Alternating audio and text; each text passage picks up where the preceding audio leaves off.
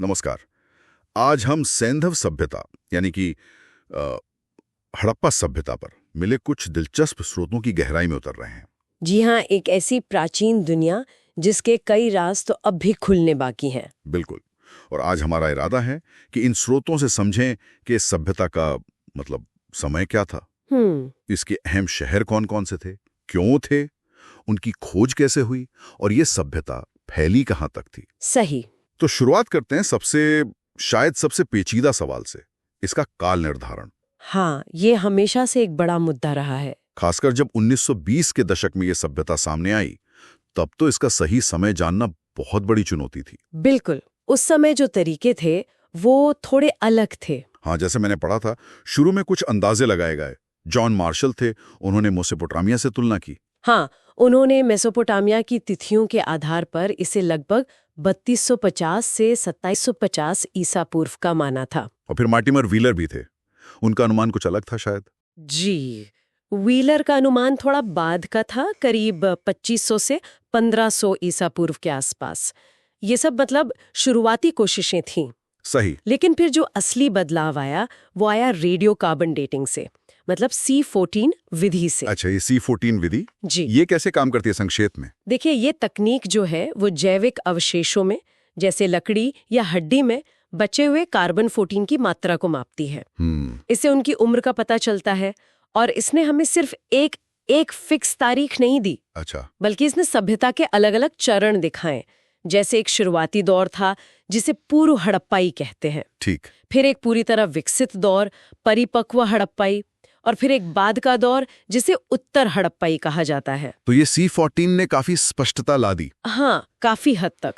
इसी C14 विधि के आधार पर आज ज्यादातर विद्वान मानते हैं कि इसका जो सबसे विकसित चरण था, परिपक्व वाला। हाँ, परिपक्व हड़प्पाई चरण, वो मोटे तौर पर 2500 ईसा पूर्व से 1750 ईसा पूर्व के बीच था। 2500 से 1750 ईसा पूर्व, ये अब सर्वमान्य जैसा है। हाँ, ये सबसे ज्यादा स्वीकृत काल है। हालांकि ये याद रखना चाहिए कि अलग-अलग साइट्स पर थोड़ी बहुत भिन्नता मिलती है। और कुछ विद्वान हैं जैसे डीपी अग्रवाल, उन्होंने थोड़ी अलग तिथियां भी सुझाई हैं।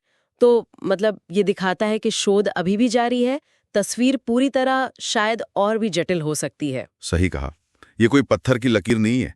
अच्छा, तो जब समय का एक बेहतर अंदाजा लगा, तो फिर ध्यान गया उन जगहों पर जहां ये सभ्यता बसी थी। जी, हड़प्पा और मोहनजोदारो, ये दो नाम तो जैसे सबसे पहले आते हैं। बिल्कुल, इनकी खोज ने तो पूरे दुनिया का ध्यान खींचा था।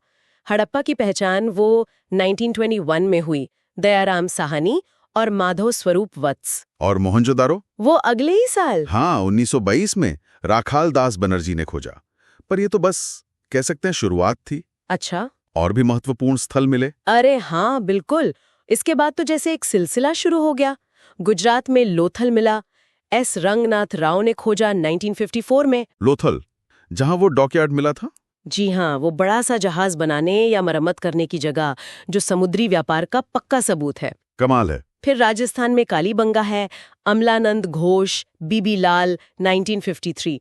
वहां तो शुरुआती दौर के जुते हुए खेत के निशान मिले हैं। अच्छा, जुते हुए खेत के। हाँ, और भी हैं। पंजाब में रोपड़, यज्ञदत्त शर्मा ने खोजा। सिंध में चन्हू-दड़ो, एन गोपाल मजुमदार। बलूचिस्तान में सुतका गेंडोर, ओरेलस्टीन। ये तो बहुत सारे स्थल हैं। हाँ, और हर खोज ने इस सभ्यता की कहानी में कुछ नया जोड़ा है। इन शहरों की बसावट को अगर देखें तो एक बात शायद गौर करने वाली है कि ज्यादातर बड़ी बस्तियां नदियों के किनारे ही थीं। बिल्कुल सही पकड़ा आपने। ये कोई महज संयोग नहीं था। नदियां तो इनकी मतलब जीवन रेखा थी। जीवन रेखा किस तरह से? अरे सोचिए ना, खेती के लिए पानी कहाँ से आएगा? नदियों से। सामान ढोना है, व्यापार करना है तो जलमार्ग सबसे आसान थे। हाँ, ये तो है।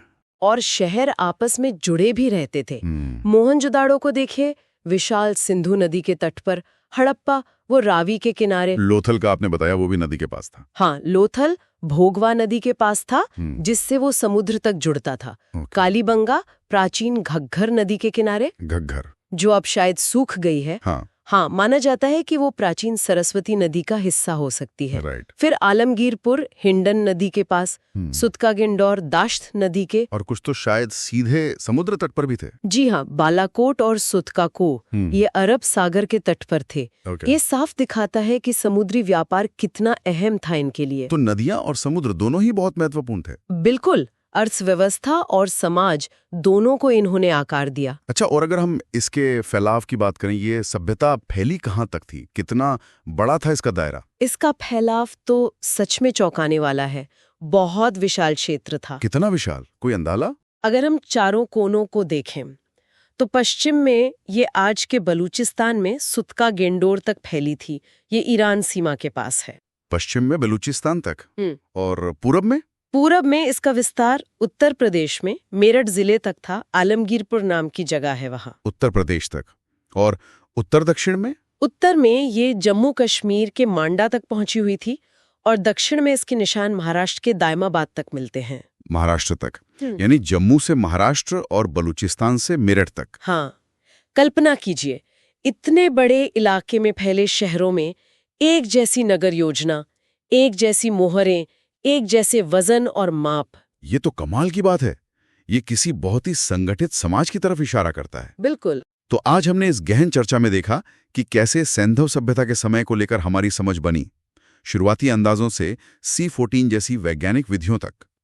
हमने कुछ प्रमुख स्थलों, उनके खोजकर्ताओं और उनकी अहमियत को जाना, नदियों के किनारे बसने के कारणों पर भी बात की जी। और ये भी समझा कि ये सभ्यता भौगोलिक रूप से कितनी ज्यादा विस्तृत थी। हाँ, और ये सब जानने के बाद एक सवाल मन में जरूर उठता है। क्या सवाल? कि इतनी फैली हुई, इतनी सुनियोजित और इतनी उन्नत सभ्यता आखिर अपने अंत की ओर कैसे बढ़ी होगी? हाँ, ये एक बड़ा रहस्य है। इसके बदलाव या जिसे हम पतन कहते हैं, उसके पीछे क्या कारण रहे होंगे?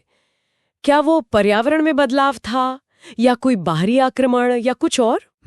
और आज भी इस महान सभ्यता के ना जाने कितने अनसुलझे रहस्य हैं जो शायद भविष्य में हमारे सामने आए।